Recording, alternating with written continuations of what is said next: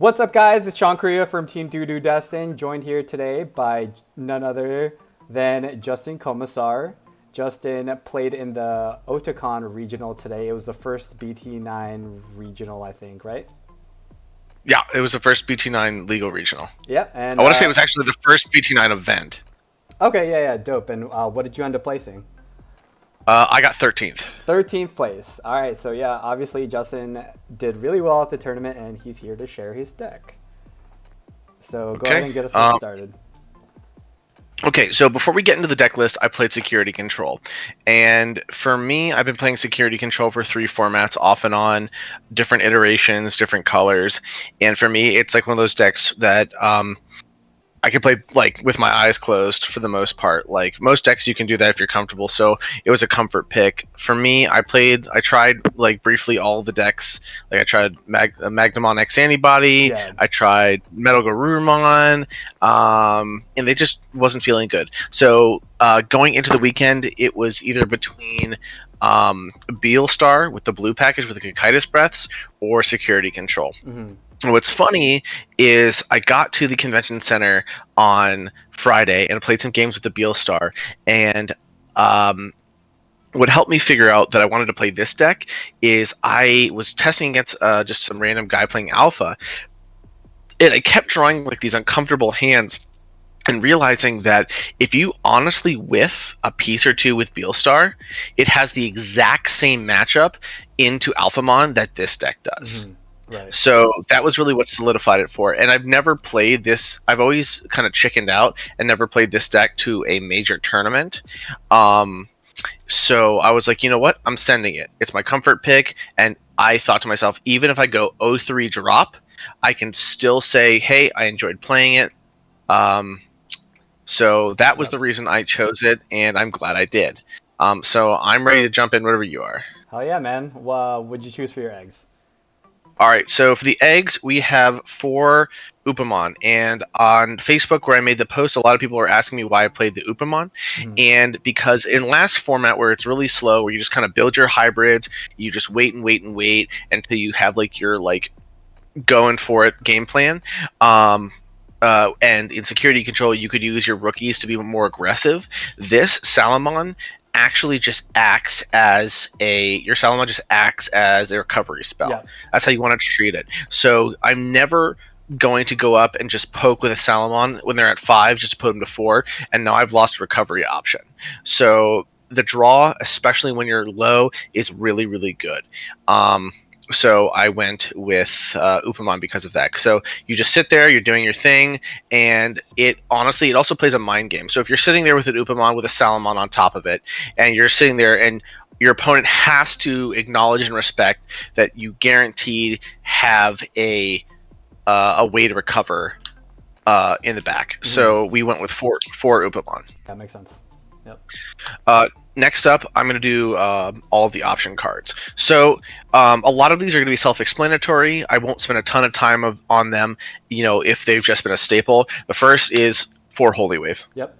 It's literally the most self-explanatory second field card in the world. That's why I play 4 of them.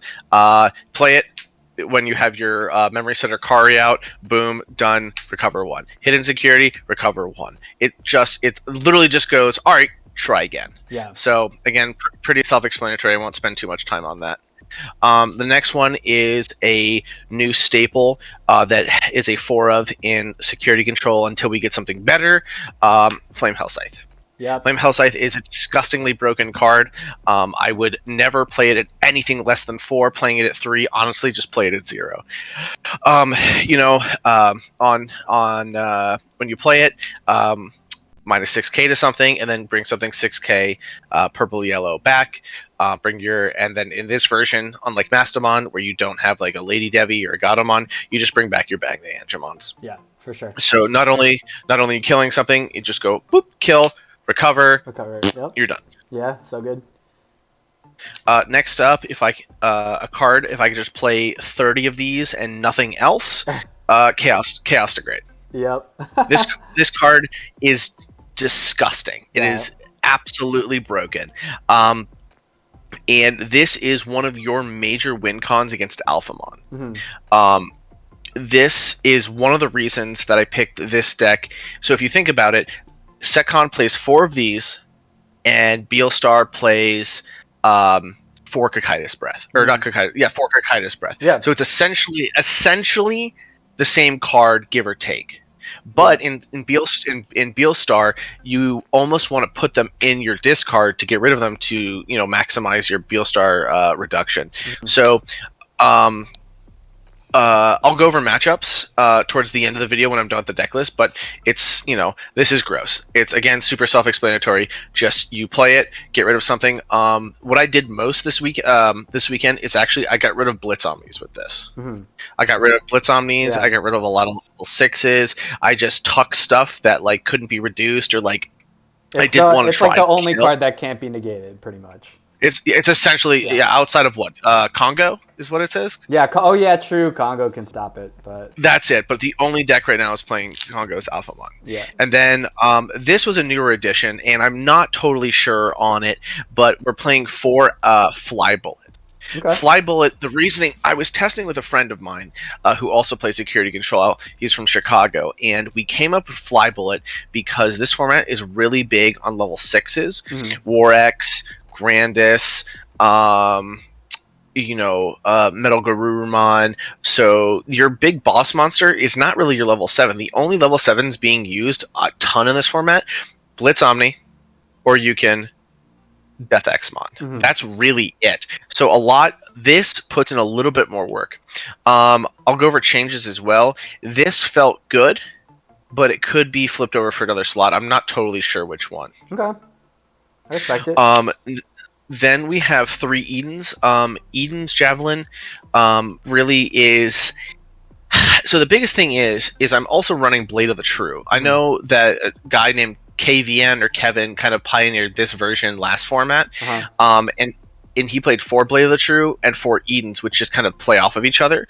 But and I'll show you how I'm playing in a second, but it just didn't feel super great. It's okay, but if you're not drawing as much, I don't want to say it's a dead card, but it's less impactful, if that makes any sense. Right. When you hit it in security and you're at 3 or 4 cards, it really sucks. Maybe it'll soften something up, but it is what it is. So this is a card that'll always stand here, never less than 2, but maybe not 4. So I still liked it. It still came in clutch with a lot of stuff on DP reduction is still great, especially with Garurumon X Antibody, Greymon X Antibody. So and Armors next too, right? Yeah, Armors too. That came in super clutch with Armors. That's I think your best matchup to use it is Armors. Yeah. Next we're playing 2 Wyvern's Breath. The reason we're playing only 2 is most level 6s in this format are gonna be bigger than 15. Yeah. They're going to be bigger than 15. And so, War Greymon X is going to be swinging for 16, 17, 18. Grandis is swinging in at 17. Alphamon swinging for I don't know how many. So, again, you really don't want to go chintzy or cheap on your kill spells. But this just wasn't it. It again. The couple of people I test control with just. It felt good at 2. At 1, it doesn't feel great because you're okay, I might as well just never see it. But at 3 or 4, it is what it is. So the exact scenario that really kind of solidified keeping it at 2 was, for example, so your opponent swings in at, let's say it's a Grandis. Grandis swings in at 17. Okay, sick. They hit a Wyvern's Breath. And then they hit something else, or they hit a whole, there was a lot of times in which they would either check 1 for 17, and then they don't care because now it's my turn, or they would hit this and then hit a Chaos Degrade where it completely negated the DP neg in the first place. So that's why we're keeping it at 2. Next we have Blade of the True at 2. Like I said, so we had it at 0. I had it at 0, and then I just found myself to have super dead hands. When I played this last format in BT 8 and EX2, playing it at 4 was was like, okay, we're gonna draw a bunch, and then I realized if you play it too much, you're gonna put all of your kill and recovery spells into your hand, and they're not gonna get put into security from like a Holy Wave or a Salomon. So if there was 51 cards in a deck, it'd be a third Blade of the True. Mhm. But you know, as of right now, it's just gonna be 2 of them. Next up, we have there's 2 just one-ofs. First is obviously this Reinforced Memory Boost, super self-explanatory, gives you 3 memory, recovers 1, and then puts something in your hand. My favorite thing about this card is not what it does in the game, but what it does to your opponent. Is it now forces your opponent to play with. It's mind games. It plays with the. It plays with the fact that like now you as your opponent now you know what's going on here. Like, you know what I mean? So what my last round, I put a two cost purple Mimi. It was a 2 cost purple Mimi and a 3 cost purple Kari. And so I was like, okay, fine. So I put the Kari on top in the security and then put the Mimi to my hand and then played another purple Kari. So now they know when they swing, they're going to lose a memory. And then if they swing again, they're going to lose 2 memories. So it's a great way to kind of either buy turns or just almost force the way you want them to interact into your board. And then the second is one drop, or not one drop, but 1 drop and like 1 of option is the Calling from Darkness. Oh, okay. Calling is really great. Last format, it was used for your Juno loop, where you go play your Magna Angemon, play the Juno on top of it, mill 3, get back your Avenge Kidmon loops everything back in, this goes back in, and then you could never deck essentially if you have those 3 cards. Okay. The addition to this card now is you can get your Dex Mons back. Oh yeah. You can get your Dex Mons back, and I didn't even think about that because when I didn't remember what the card did, so I was like, oh, like Dex Mon's white. It's not. It's purple and black. Yeah, purple and black. And I didn't remember that. So the times I used it were against a Beelstar, an Armor, and a Grandis player. So I used it enough to where it actually came in handy. Yeah, for sure. It matters. All right. So on to the Digimon. So again, just like Holy Wave and Flame Hellscythe, its perfect partner, Magna Angemon. Yep. This card is disgusting. It should always stay at 4. If you play it at anything less than 4, you're essentially just cutting like a finger off. Like there's no reason to ever play this at less than 4. It is your Flame Hellscythe target. It is your it is, you know, the on play is pairs so well with yellow Kari, Memory Setter Kari, so you can go, all right, I'm sitting at 3, do whatever I need to do, play this, tap Kari, cool, now I'm not passing you 4, I'm passing you 3, and so, awesome, super self-explanatory, and the inheritable is actually kind of relevant for every 3 security you have plus 1k, so it allows your Junos to possibly swing over stuff, or like I placed a Kuyamon. So next up, and there's the only change, is there is 3 Salomon. I was playing a 4th in the tournament, and then after I lost top 16, I played in the Gunslinger, like the side event.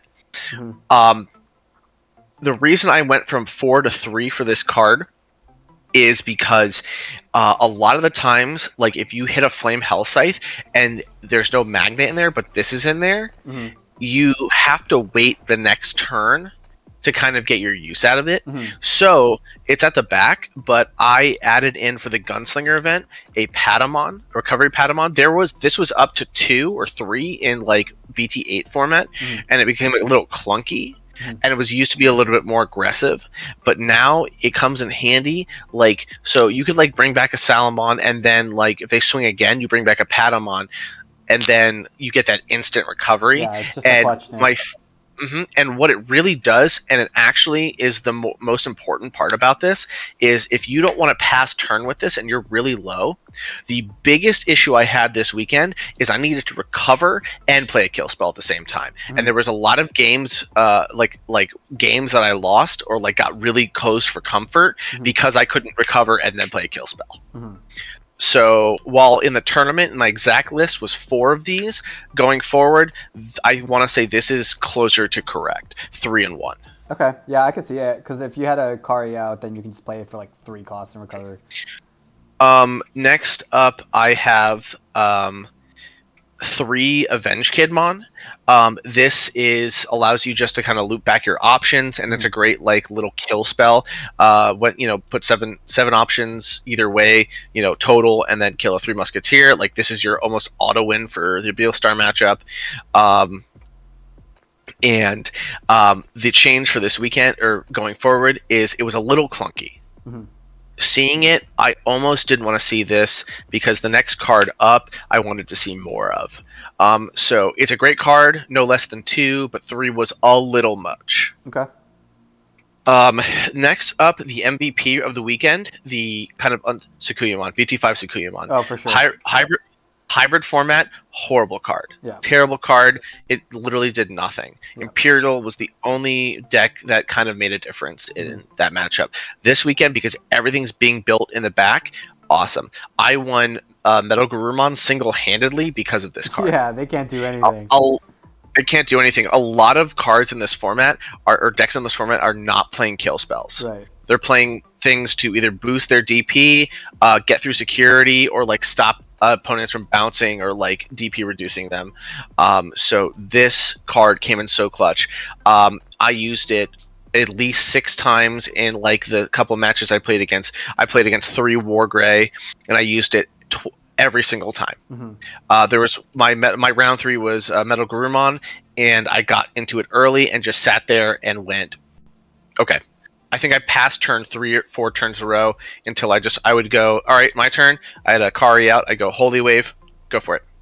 Yeah. Holy Wave, go for it. Yep. So this card, while we switch the ratios, it would be 2 Avenge Kid and then 3 Sakuyamon. Yeah, it's too good in this OTK format. Next up, I have one. It just allows you to loop, get things back. There was a couple of times where I didn't even need to get the Avenge Kidmon back. I would actually grab a Salomon because I would like whip the Salomon like a couple turns in a row, and then I would play the Junomon. I used it 2 or 3 times for its retaliation. It has retaliation, and it's just a great one of. I wouldn't keep it at 2. You almost never use it. Mm-hmm. I want to say if you play 10 games, 10 best 2 out of 3s, you're going to use it maybe 3 or 4 times. Mm-hmm. Is this format you're really not going to deck. And the last and newest addition to the deck from BT9 is the Dex Mod. This card either was disgusting, I want to play 50 of them, or I don't want to ever see it. Yeah. No, zero in between. And that is because it really is solely contingent on top of being able to just like the biggest matchup I used it in was Metal Gar, Magna X or Armor Rush, kind of whatever variant, and Wargreymon.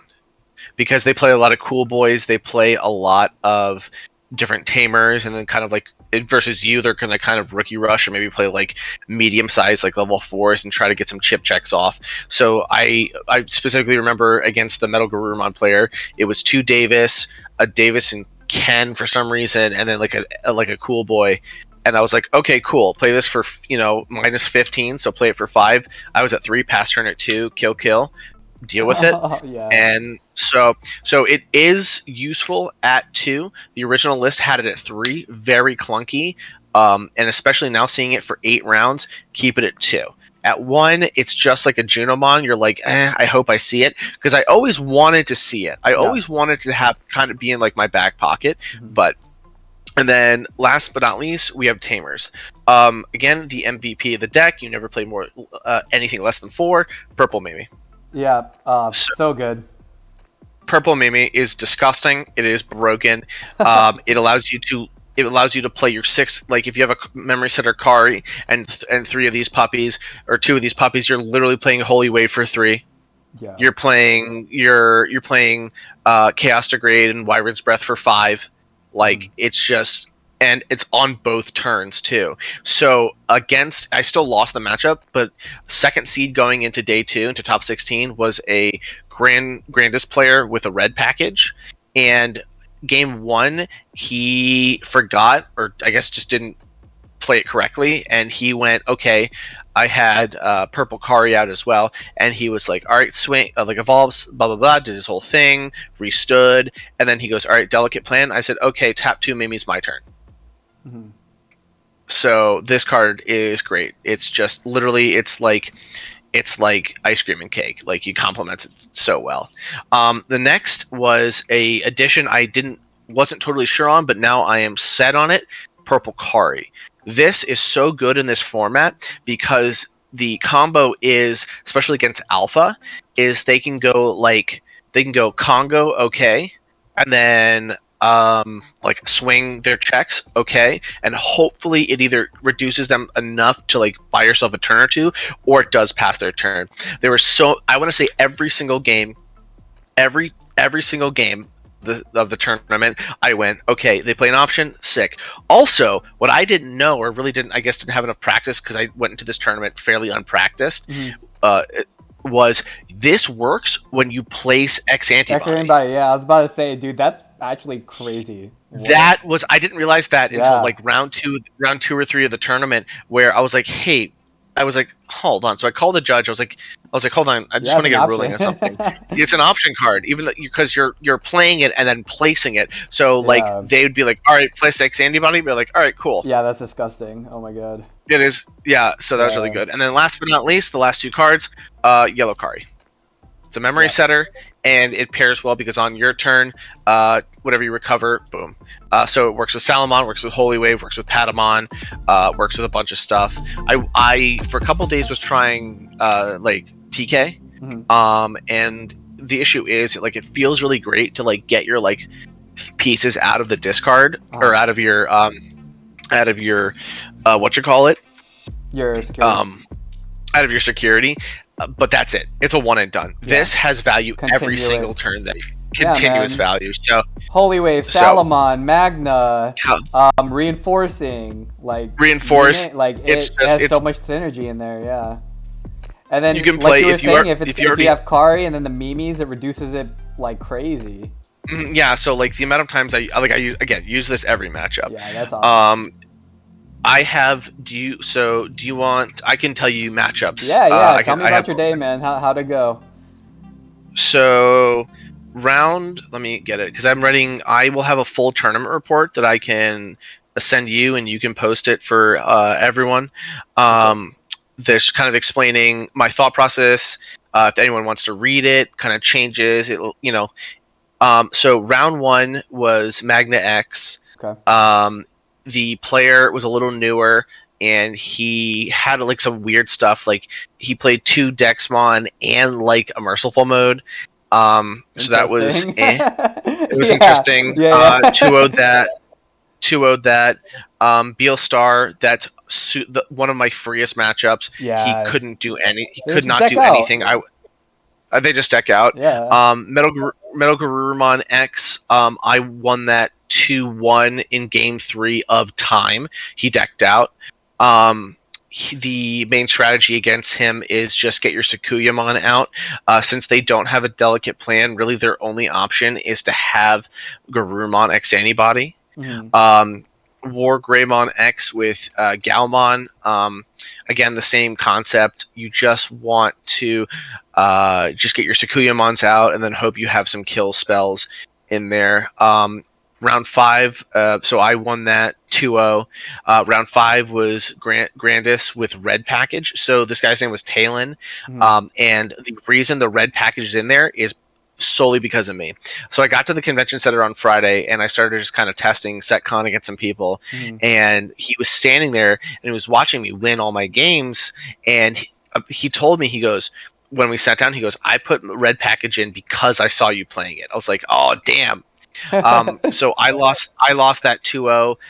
Game 1, I had him decked, and he played 2 delicate plan. So I didn't see it coming. So he was like, memory boost, negate your Karis, negate your Mimis, blah blah blah blah. So I was so stoked to lose. Like if you, I really did not feel bad. I actually like jumped up and hugged him and like grabbed his hand and like shook his hand. Like he played it super well. Yeah. Round 6 was straight War Grey X. with I want to say one EX2 Wargray and one BT1 Wargray. Again, Sukuyamon came in super clutch. I won that 2-0.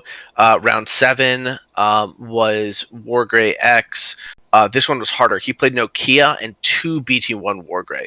I didn't draw super well, but his deck was still a little bit more built to counter me. And the kind of quirk, I guess the only weird techs I saw were they were, I think, like an X antibody on me. Round 8 and the final round of the tournament was Grandis Pure Green. I took it a very close 2-1, like a really, really hard 2-1. And then top 16 was Alpha. That is just a prey. That's your hardest matchup is Alpha. So and that was it. Like I said, I took this deck in here because it was like the most comfortable thing for me to play. I could pilot it really well. The only notes I have for everyone is going forward while the meta develops and while people kind of still figure it out. I don't know how well or how you build this deck. So a lot of people get really salty when they say security control takes no skill. It's not the most brain dead deck, but it's not the hardest deck to play. You don't have to build a stack. You really just have to know when and how to play like your cards because you are usually passing turn with your cards. Yeah. Like you have 1 or 2 actions per match. The skill comes in building the deck. Yeah. If you build a bad version of this deck, you're going to lose. Yeah. Like I don't care. Like I don't care if you play 35 kill spells. If they're not that good, you're gonna lose. Yeah. So going forward, I'm not sure colors. I was experimenting with the black package. Ultimate Flare is a fairly good card right now because nothing interacts with D-Digivolve right now, and I think that gives you a better chance into Alpha.